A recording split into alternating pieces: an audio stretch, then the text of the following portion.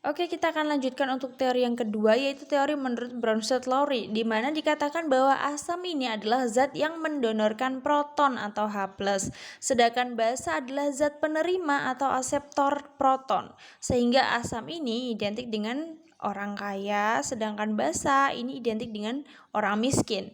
Nah, pada asam basa Bronsted-Lowry kita mengenal namanya pasangan asam basa konjugasi.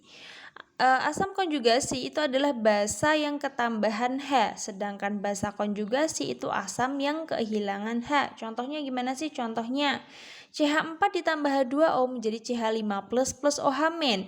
Mana sih yang merupakan pasangan asam basa konjugasi? Di sini ada dua pasangan. Yang pertama adalah pasangan CH4 dan CH5 plus. CH4 dan CH5 plus. CH4 ini hanya lebih sedikit daripada CH5, maka ini disebut basa. Nah, basa ini ketambahan 1H menjadi CH5 plus, maka ini disebut asam konjugasi. Nah, mereka ini adalah pasangan asam basa konjugasi.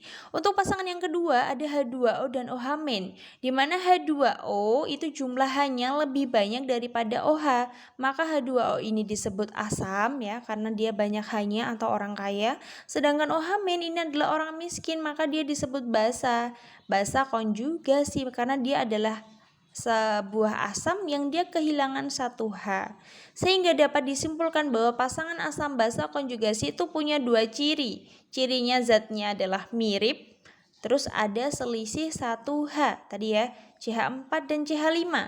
Zatnya mirip, sama-sama terdiri dari atom C dan atom H dan ada selisih 1H. Yang satu ada 4H, yang satu ada 5H, seperti itu. Nanti kalau dijumpai misalnya H2S dengan S, apakah ini pasangan asam basa konjugasi? Bukan ya. Walaupun sama-sama terdiri dari atom S dan juga S, di sini hanya ada 0, yang di sini ada 2. Berarti ada selisih 2H.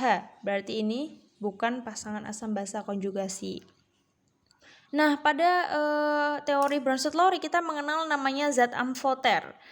Amfoter ini nyaris mirip dengan amfibi ya. Jadi kalau hewan amfibi itu adalah hewan yang dia hidup di dua alam. Sedangkan zat amfoter itu adalah zat yang dia bisa ada pada dua posisi gitu. Dia bisa berada pada posisi asam, bisa berada pada posisi basa. Contohnya adalah NH3, ketika dia berpasangan dengan NH4+, maka NH3 ini kan lebih sedikit hanya, maka dia disebut basa. Sedangkan NH4-nya disebut asam konjugasi. Nah, NH3 ini juga bisa berpasangan dengan NH2-, di mana NH3 hanya lebih banyak, maka NH3 ini posisinya sebagai asam kalau dia ketemu si NH2. Maka NH2 ini sebagai basa konjugasi. Oh, ternyata NH3 ini dia bisa berposisi sebagai asam dan basa sekaligus. Maka dia disebut sebagai zat amfoter. Ciri dari zat amfoter itu dia punya H lebih dari 1. Bisa NH3, NH4 ya misalnya. NH4 menjadi NH5 plus dan NH3-. Ini juga bisa seperti ini.